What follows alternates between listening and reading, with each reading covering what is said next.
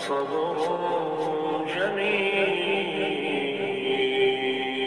والله المستعان على ما تصفون. نحمده ونصلي ونسلم على رسوله الكريم. اما بعد فاعوذ بالله من الشیطان الرجیم من همزه ونفخه ونفثه. ثم تولیتم من بعد ذلك فلولا فضل الله عليكم ورحمته لكنتم من الخاسرين. وَلَقَدْ عَلِمْتُمُ الَّذِينَ اعْتَدَوْا مِنْكُمْ فِي السَّبْتِ فَقُلْنَا لَهُمْ كُونُوا قِرَدَةً خَاسِئِينَ. ثُمَّ تَوَلَّيْتُمْ ثم پھر تولیتم تم پھر گئے من بعد ذالک اس کے بعد فلولا فضل اللہ پس اگر اللہ کا فضل نہ ہوتا علیکم تمہارے اوپر ورحمتہ اور اس کی رحمت لکنتم البتہ تم ہو جاتے من الخاسرین نقصان پانے والوں میں سے. موسیٰ علیہ الصلوۃ والتسلیم جب تورات لے کر اپنی قوم بنو اسرائیل کے پاس پہنچ گئے، ان کے حالات کو دیکھا، وہ ایک بچھڑے کی پوجا پرستش کر رہے تھے. اپنی قوم کو سمجھانے کی کوشش کی. بنو اسرائیل میں سے کچھ لوگ ایسے بھی تھے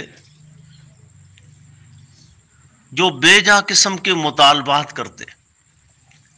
کبھی کہتے جب تک اللہ ڈائریکٹ بلا واسطہ ہم سے کلام نہیں کرے گا تب تک ہم اس کو دین اور شریعت ماننے کے لیے تیار نہیں.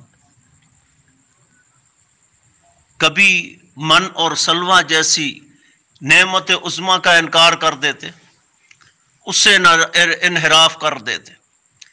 اللہ تعالیٰ نے اس قوم پہ بڑے احسانات بھی فرمائے، بڑے انعامات بھی فرمائے، اور جب یہ سرکشی بغاوت کی انتہا کو پہنچ گئے تو پھر اللہ نے دوسرا رخ اختیار فرماتے ہوئے انہیں ڈرایا، انہیں دھمکایا کہ تمہارے اوپر یہ طور پہاڑ جو ہے اللہ رب العزت نے ایسے کھڑا کیا، اگر تم اس بغاوت سرکشی سے باز نہ آئے تو یہ تمہارے اوپر گرا کر تمہیں پیس کے رکھ دیا جائے گا.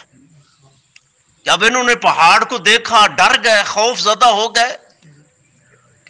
اگر ہم بغاوت اور سرکشی اور اپنی انا پہ قائم رہتے ہیں تو یہ پہاڑ جو ہے ہمیں ٹکڑے ٹکڑے کر دے گا، پیس کے رکھ دے گا. اب اللہ کے اس عذاب اور قہر سے بچنے کا کوئی رستہ نہیں ہے ماں سوا اس کے کہ اللہ کی فرما برداری کا اعلان کر دیا جائے. یہ صرف بنو اسرائیل کا وتیرہ نہیں تھا، بہت ساری پہلے بھی ایسی امتیں اور قومیں گزری ہیں، قبائل گزرے ہیں جن کی طرف اللہ اپنے برگزیدہ نبیوں اور رسولوں کو مبعوث فرماتے. تو جب بھی وہ کسی مشکل کے اندر مبتلا ہوتے فوراً اپنے اللہ کو پکارتے، اور جیسے مشکل ختم ہوتی پھر اسی بغاوت اور سرکشی پہ گامزن ہو جاتے. دعوا اللہ مخلصین لہ الدین. کشتی جب بھنور کے اندر پھنس جاتی تو کوئی رستہ نہیں، اب سمندر اور دریاؤں کی ان موجوں سے بچنے کا کوئی رستہ نہیں، تو پھر کیا کہتے دعوا اللہ مخلصین لہ الدین. اب صرف ایک اللہ کو خالصتاً پکارو کیونکہ اب نجات کا کوئی رستہ نہیں ہے، اس مشکل سے بچاؤ کا کوئی ذریعہ نہیں ہے. تو بنو اسرائیل نے جب اللہ نے طور پہاڑ ان کے اوپر کیا، ڈرایا، دھمکایا، تو یہ فرما بردار ہو گئے. انہوں نے اپنے اللہ سے پختہ معاہدہ کر لیا، وعدہ کر لیا اس کے بعد ہم بغاوت اور سرکشی نہیں کریں گے. لیکن جیسے یہ معاملہ ختم ہو گیا تو کیا کہا ثم تولیتم من بعد ذالک. اتنے مضبوط اور پختہ عہد پیمان کے بعد، اتنے مضبوط ایگریمنٹ کے بعد، اتنے مضبوط جو ہے میثاق کے بعد، وعدے کے بعد جو ہے اللہ رب العزت فرما رہے ثم تولیتم، پھر تم پھر گئے. پھر تم منحرف ہو گئے اپنے کیے سے. نہ تمہارے وعدے، نہ میں تمہیں وعدے کی پاسداری ہے، نہ کوئی عہد و پیمان کی کوئی فکر ہے. حالانکہ نبی رحمت صلی اللہ علیہ وسلم نے عہد و پیمان اور وعدے کے متعلقہ تو بڑی سخت وعیدیں فرمائی ہیں. اور منافقین کی ایک بڑی نشانی جو قرار دی ہے وہ یہ بھی ہے کہ اذا وعدہ اخلفا، جب بھی یہ وعدہ کرتے ہیں ہمیشہ جھوٹا وعدہ کرتے ہیں. جب بھی یہ وعدہ کریں گے وعدے کی پاسداری نہیں کریں گے، وعدے سے مکر جائیں گے. اللہ رب العزت جو ہے اسی شکوے کا اظہار کرتے ہوئے فرما رہا ثم تولیتم من بعد ذالک، اتنا مضبوط پختہ وعدہ کیا، اس کے باوجود تم منحرف ہو گئے، پھر تم پھر گئے اسی سابقہ سرکشی اور بغاوت پہ قائم ہو گئے. فلولا فضل اللہ علیکم ورحمتہ، اگر یہ اللہ کا فضل نہ ہوتا، اللہ کی رحمت نہ ہوتی تمہارے اوپر، لکنتم من الخاسرین، تم ملیے میٹ ہو جاتے، تباہ و برباد ہو جاتے. آج بھی امت مسلمہ جو ہے جب لا الہ الا اللہ کا اقرار کر دیتی ہے، کہتی ہے اشہد ان لا الہ الا اللہ واشہد ان محمد الرسول اللہ، جب یہ اقرار کرتی ہے، یہ عہد و پیمان کرتی ہے کہ اللہ تیرے علاوہ کوئی مشکل کشا نہیں ہے، کوئی حاجت روا نہیں ہے، کوئی کچھ نہیں کر سکتا، عزت اور ذلت کا خالص مالک تو ہی ہے، اگر تو عزت نہ دینا چاہے کائنات میں کوئی عزت نہیں دے سکتا، اگر تو جسے ذلیل کر دے اسے کائنات میں کوئی عزت دینے والا نہیں ہے. نبی رحمت صلی اللہ علیہ وسلم یہ وطر کی جو دعا سکھائی اپنے نواسے کو، حضرت حسن رضی اللہ عنہ کو، اس میں کیا کہا تھا؟ اللہم اہدنی فی من ہدیت وعافنی فی من عافیت وتولنی فی من تولیت وبارک لی فی ما آتیت وقنی شر ما قضیت فانک تقضی ولا یقضی علیک انہ لا یذل من والیت ولا یعز من عادیت تبارکت ربنا وتعالیت. بلکہ کلام مجید کے اندر بھی اللہ رب العزت نے اہل جنت کا تذکرہ کرتے ہوئے کیا کہا؟ الحمدللہ الذی ہدانا لہذا وما کننا لنہتدی لولا ان ہدانا اللہ. اللہ ساری تعریفیں جو ہیں وہ تیرے لیے ہے، اگر تو ہمیں ہدایت نہ دیتا ہم کبھی بھی ہدایت یافتہ نہ ہوتے.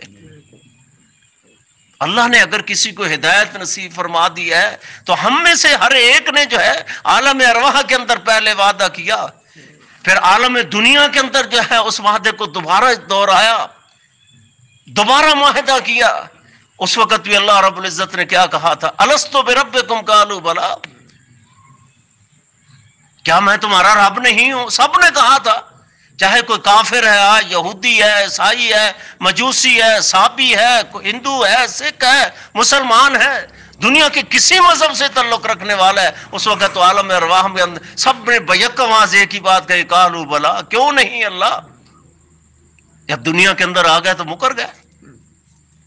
تو پھر ہم نے ایک دوسرا وعدہ کیا، کہا اشہد ان لا الہ الا اللہ واشہد ان محمد الرسول اللہ. اللہ تیری وحدانیت کے اندر کوئی شریک نہیں ہے، تیری ربوبیت کے اندر کوئی شریک نہیں ہے، نہ تیرے اسماء حسنہ کے اندر کوئی شریک ہے، نہ تیری صفات علیاء کے اندر کوئی شریک ہے. جس طرح تیری ذات و صفات کے اندر کوئی کسی کو ہم شریک نہیں مانتے، اسی طرح تیرے پیغمبر جو ہیں حضرت محمد الرسول اللہ صلی اللہ علیہ وسلم، نہ ان کی ذات کے اندر کسی کو شریک سمجھتے ہیں، نہ ان کی رسالت اور نبوت کے اندر کسی دوسرے کو شریک ٹھہراتے ہیں. لیکن کتنے لوگ ہیں جنہوں نے یہ کلمہ لا الہ الا اللہ پڑھنے کے بعد جو ہے پھر اس وعدے سے منحرف ہو گئے. آج اللہ کی توحید میں شرک بھی کیا جا رہا ہے، ربوبیت میں بھی شرک ہو رہا ہے، الوہیت میں بھی شرک ہو رہا ہے. اللہ کی اسماء و صفات کے اندر تو اتنا شرک ہوا، اتنی تباہی اور بربادی ہوئی جس کی آپ مثال ہی نہیں پیش کر سکتے. دنیا میں کتنے فرقے بنے ہیں جن کی گمراہی اور تباہی اور بربادی جو ہے اسی اسماء و صفات کے باب کے اندر ہوئی ہے.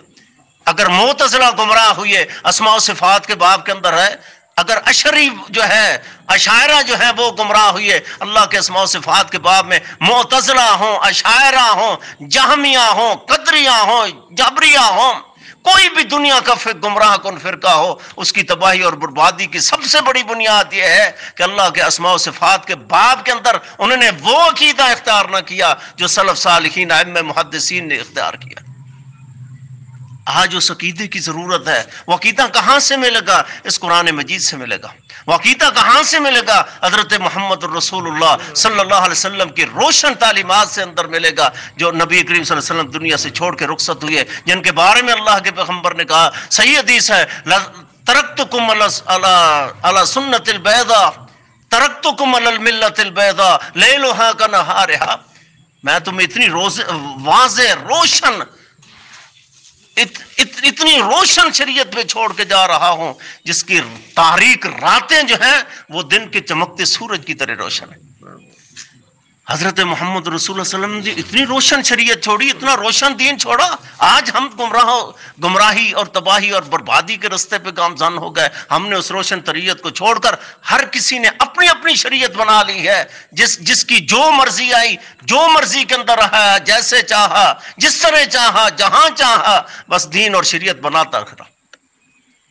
اگر اس تباہی اور بربادی سے ہم بچنا چاہتے ہیں تو آئیے بنو اسرائیل کے اس واقعہ سے ہمیں بہت ساری عبرتیں حاصل کرنی ہوگی، بہت سارے سبق سیکھنے ہوں گے. اللہ رب العزت سے دعا ہے اللہ مجھے اور آپ کو کما حق اس پہ عمل کی توفیق نصیب فرمائے، زندہ رکھے کتاب و سنت پہ اللہ بہت نصیب فرمائے کتاب و سنت.